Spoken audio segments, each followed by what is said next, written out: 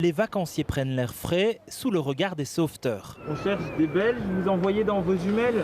Alors la jumelle, c'est difficile de différencier français et belge, mais c'est vrai que sur le sable ou sur la digue, on a beaucoup de Belges régulièrement qui viennent nous poser quelques questions sur la réglementation de nos plages en termes soit des masques, soit les chiens, les cerfs-volants, etc. Enfin tout ce qui concerne la plage. Mais en termes de fréquentation, on a l'habitude d'avoir ce genre de population ici, que ce soit les années précédentes ou cette année avec le Covid. Des Belges attirés par cette station française pour plusieurs raisons, mais on n'en a pas croisé qui fuyaient ou évitaient spécialement la côte belge. J'avais déjà, bien avant, j'avais déjà décidé de venir ici. Maintenant, voilà, ce qui s'est passé à la côte belge, c'est pas non plus... ça m'a convaincu encore plus de venir ici, on va dire ça comme ça.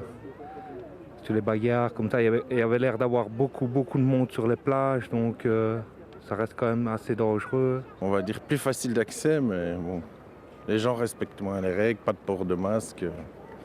Ça commence à venir, je vois. En fait, le masque n'est pas obligatoire sur la plage et sur la digue, il est seulement recommandé. Si ce couple vient à Brédune, ce n'est pas à cause du masque, mais du prix de l'immobilier. Nous avons acheté une petite maison ici, qui est nettement moins chère qu'à Middelkerk, où on voulait aller. Et alors, ici au niveau du masque, c'est moins sévère qu'en Belgique, et c'est dommage parce que moi j'ai eu le Covid au mois de mars, et le masque je le mets quasi en permanence.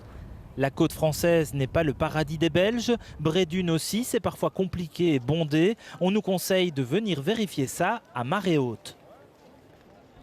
Et puis pas envie de rejoindre le littoral, eh bien pas de souci, vous pouvez vous arrêter au barrage de l'Odeur qui compte 70 km de berges.